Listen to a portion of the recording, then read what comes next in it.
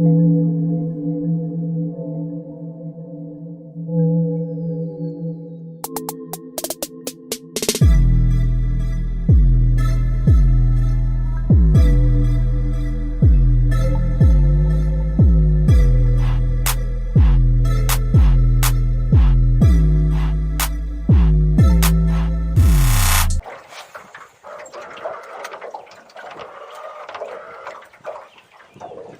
here we go, guys. We're out on Wisconsin River. What's the date today? May The 16th. 16th. Really yet. We're fishing some backwaters. Found water temp 63 degrees, so we figured this would be good. There's some green weeds that are coming up in here. We just got the video of, I don't know, about a 32 incher, but just on a little crankbait. This happens to be a shallow raider, just twitching it above the weeds, and seems to be what it wanted, and ate. Hey guys, this is James Beam from MWA. I'm excited to announce that I'm going to be doing a series of vlogs over the course of the winter here.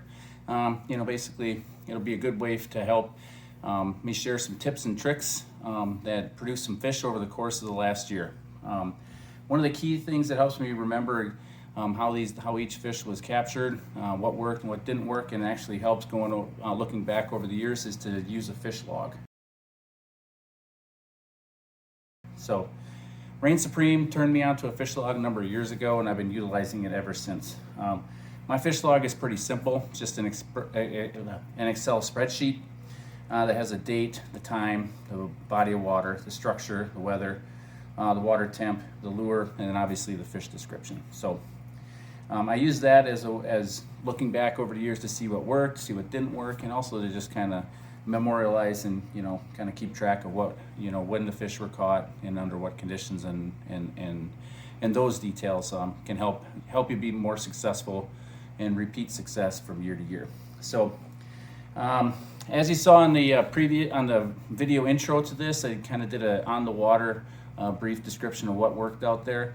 I wanted to expand on that and talk a little bit about what I'm looking for in the spring, what tactics to use, and what baits I utilize in order to potentially put some muskies in a boat in the early year. So this fish was caught on May 16th at about 1 o'clock. It was on the Wisconsin River down in Stevens Point, fishing shallow weeds. It was a clear day, about 70 degrees and windy, so the sun was out and the water was warming because it is dark water on the Wisconsin River. And the water was 63. The lure that basically tricked it was a shallow raider. It wasn't this exact one, it was actually a baby shallow raider. They're both effective in the spring. I guess it just depends on which one's working that day. The fish was about a 30 incher, nothing really to write home about, but it was the first fish of the year, so I was pretty excited about that. So what do I look for in the spring? Well, in the spring, especially on all bodies of water, you want to find a little bit warmer water, and you want to find green weeds. So green weeds are really important because they're going to have more oxygen, and the fish are going to gravitate towards them. When you locate the green weeds, it's basically the tactic I like to use is use some sort of crankbait like a shallow raider, which is my favorite in the spring. Or you could use a glide bait, something that you're able to keep just above those weed tops, and oftentimes you see the fish basically come out of pockets and weeds and come in and attack your bait as you're going over the top of them. Weed edges also work, of course, but one of the things I do look for in the spring is a bait that's able to kind of hang out a little bit longer than, so the glide bait is great, but that's also the reason why I prefer a shallow raider over like a balsa bait, like a crane or something like that. The crane baits, as you're bringing them, you're twitching them or you're ripping them, they come down and they pop right up really quick. These shallow raiders are weighted in a way that with all the BBs and rattles and stuff that are in them, I find that when they come down, they don't rise quite as fast. And I think it's on that pause that the fish are most likely to hit it. And in this case, that was exactly what happened. You can watch on the video sequence to follow. You can actually see the rod tip twitch, and as I picked up the rod to rip it next, I felt the fish and set the hooks. So they often hit on the pause. So don't forget the pause, and don't forget to pause on a glide bait either.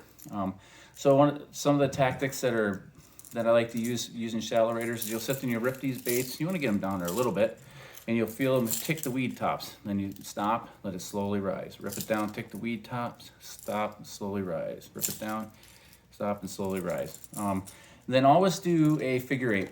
As you're bringing it in, you know, you can do figure eights and just let the bait run as it normally would. And I've actually had better luck with letting this bait pause in a figure eight. I know that, I think that Chaz Martin has said, and maybe even Joe Booker too, that they like to rip their baits, you know, twitch them coming in, then enter in a normal figure eight. I've caught multiple fish letting the bait pause and even almost float all the way up to the surface, and they'll take the bait as it's doing that, you know, so that's been real effective for me. So, so yeah, take a look at the video. Hopefully this was informative for you. Again, in the spring, look for green weeds, warmer water, and a bait that can hang out a little bit and attract bites. You know, bucktails obviously work, but like I said, this is my go-to, and it's been successful for me over the course of the last couple of years. So please subscribe, enjoy the rest of the video, and look forward to probably uploading another vlog in the coming days. So take care.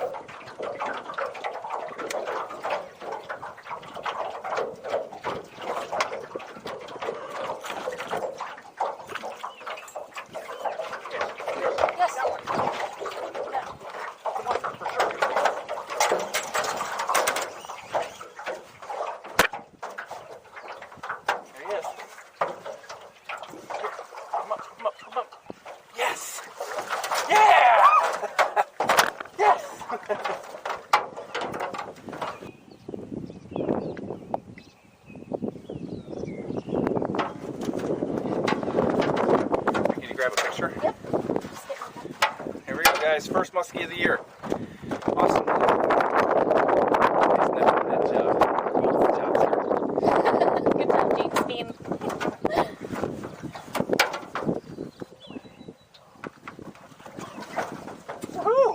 Woohoo!